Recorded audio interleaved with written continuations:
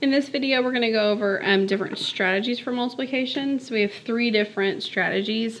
The first strategy we're going to talk about is the standard algorithm. And this is more than likely what you learned growing up in a math classroom. So the standard algorithm for multiplication would be just lining up your numbers vertically and multiplying each piece. The downside to this is there's lots of rules that you have to remember. So if I was going to multiply the numbers 37 times 48. So what I would do is first line up 37 times 48. And then I'm going to multiply vertically.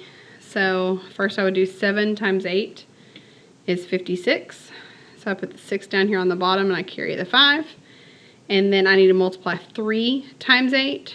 3 times 8 is 24, and then I need to add the 5 to it. 24 plus 5 is 29, so 29. So now I multiplied everything on top by the 8, by the ones place. Now I need to multiply everything on top by the tens place, the 4. And if you remember, the rule is you have to put a 0 here. And then I do 7 times 4 is 28. So I put the 8 down here. I'm going to mark out the 5 because I already used it and put the 2. And then 3 times 4 is 12, plus 2 more is 14.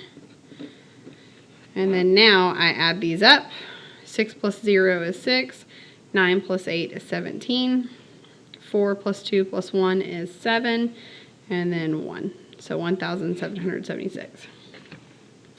So the disadvantage to this is there's a lot of rules there that you may or may not have remembered from previous, the last time you multiplied something by hand.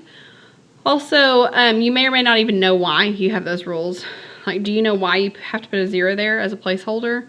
A lot of people don't know why you have to do that. Do you know why I have to multiply in the order that I did? Do you know what these two numbers are? Okay, so that's some of the negatives of the standard algorithm, and why students struggle with it so much is because there's so many different rules that they don't really understand what they mean or what the purpose of those rules are, and so it's hard to remember them and then to apply them. So we have a couple of other options. One of them is the partial product option. So partial products. And the idea of taking the same number, 37 times 48, and instead of multiplying it, 37 times 48, think of it as 30 and 7 and 40 and 8. Okay? So the 37 I broke down to 30 plus 7, 48 I broke down to 40 plus 8. And now I'm going to multiply this 8 times the 30 and the 7, and this 40 times the 7 and the 30. And hopefully this will help you see kind of what those numbers up there come out to be. Okay, so the first thing I want to do is multiply by 8 times 7, and 8 times 7 is 56. The next thing, and it doesn't matter how you line these up, your answers, you just need to add them all up at the end. Okay, so the next thing I need to do is multiply 8 times 30. So 8 times 30 is 240.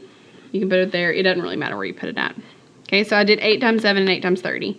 So now I need to do 40 times the 7 and the 30. I'm not going to multiply 40 and 8 because it's just the number 48. I don't add those together. Or I mean, add those together. So I did those two already. I should draw my arrow. So now, in a different color, I'm going to do 40 times 7. So 40 times 7 is 280. I'm going to kind of put it there. You can put it wherever you want to. It doesn't really matter. And then 40 times 30 is 1,200.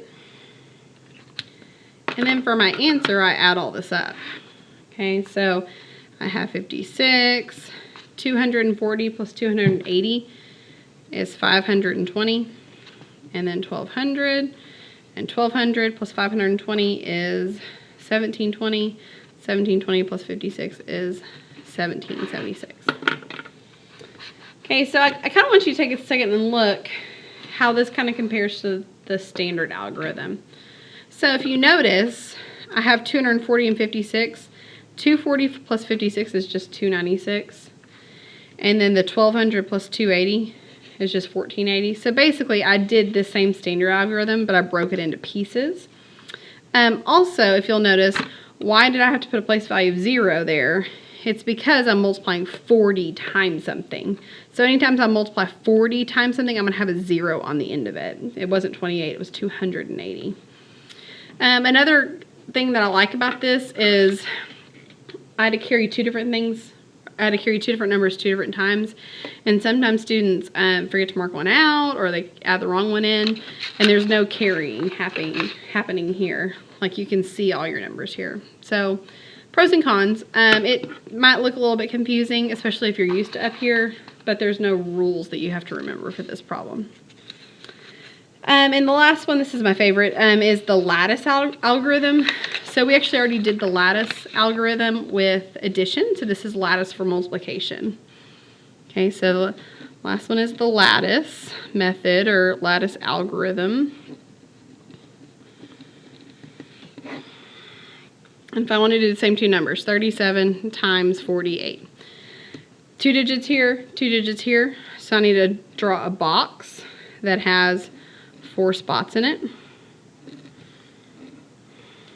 I'm going to put one of my numbers on top. So I'm going to put the 37 on top. I'm going to put 3 in the first column and the 7 in the second column. 48, I'm going to put on the rows. 4 on the top row, 8 on the bottom row. And then similar to how we did the lattice algorithm before, I'm going to draw my diagonals through my boxes. The reason why this is called the lattice algorithm is because, like, you know, lattice is just like what you see on decks and fences, and it's like all the little diagonals, right? So it looks like this.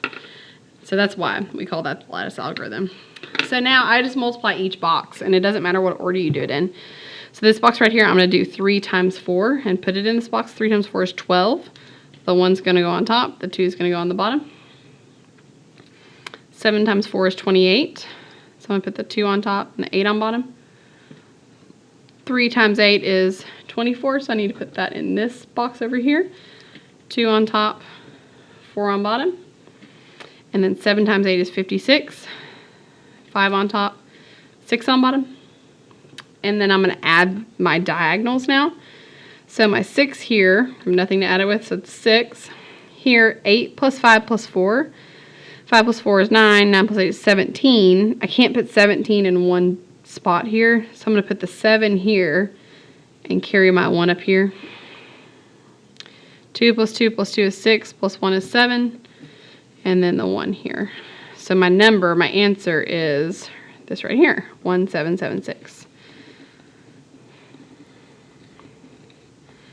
Okay, so 1776 is your answer for that, as it is for all of these problems. Okay.